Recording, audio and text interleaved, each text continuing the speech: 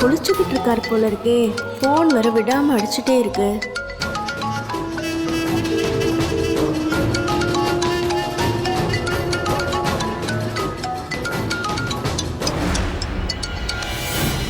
Hello,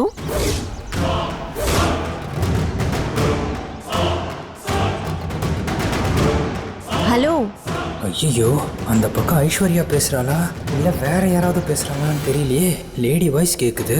hello, யாருங்க? என்ன விஷயம்னு சொல்லுங்க. ஹலோ, மிஸ்டர் கௌதம் இருக்காரா? நீங்க யார் பேசுறீங்க? நான் ஒரு ஃப்ரெண்டு தான். ஒரு முக்கியமான விஷயமா பேசணும். நான் ஒரு வைஃப் ஐஸ்வர்யா தான் பேசுறேன். எந்த முக்கியமான விஷயமா இருந்தாலும் நீங்க என்கிட்ட சொல்லலாம். சொல்லுங்க. ஐஷு, யார் போன்ல? ஐயோ, தேவையில்லாம பிரச்சனை ஆயிரும் போல இருக்கே.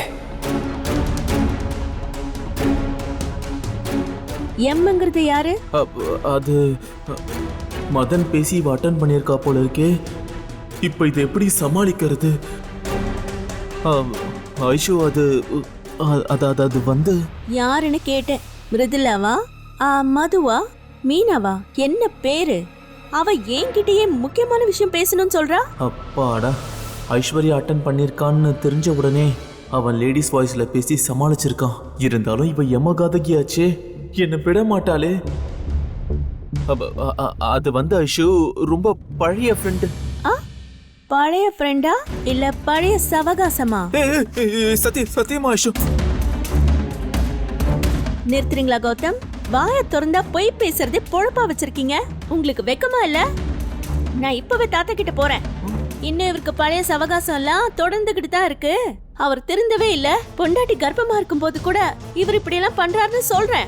ஐஷு ஐஷு ஐஷு, சொன்னா கேளு ஐஷு, தயவு செஞ்சு சொன்னா கேளு. சத்தியமா நீ நினைக்கிற மாதிரி எதுவுமே இல்ல அப்படின்னு உங்க வாய் தான் சொல்லுது. ஆனா உங்க நடத்த அப்படி இல்லையே. சத்தியமா சொல்றேன் ஐஷு, இப்போ பழைய கான்டாக்ட் எல்லாத்தையுமே நான் அழிச்சிடுறேன். வேணும்னா நான் நம்பரை கூட மாத்திடுறேன். தயவு செஞ்சு இந்த தாத்தா கிட்ட சொல்லி விஷயத்தை பெருசாக்கிடாத ப்ளீஸ் ஐஷு. நான் உனக்கு கெஞ்சி கேட்கிறேன் ப்ளீஸ். நீங்க கெஞ்சி கேட்டாலும் சரி, கொஞ்சம் கேட்டாலும் சரி, நான் எதையுமே நம்பறதா இல்ல. கால விழற மாதிரி வந்து காலை வாரி விடுறதுதானே உங்க புத்தி. இப்ப சொல்ற கேட்டுக்கோங்க. இனிமே உங்க நம்பருக்கு எந்த பொண்ணாவது போன் பண்றத பார்த்தேன், அவ்வளவுதான். வராது ஐஷு, சத்தியமா இனிமே அந்த மாதிரி வராது. வந்துச்சுன்னா தொலைச்சு கட்டிடுவேன்.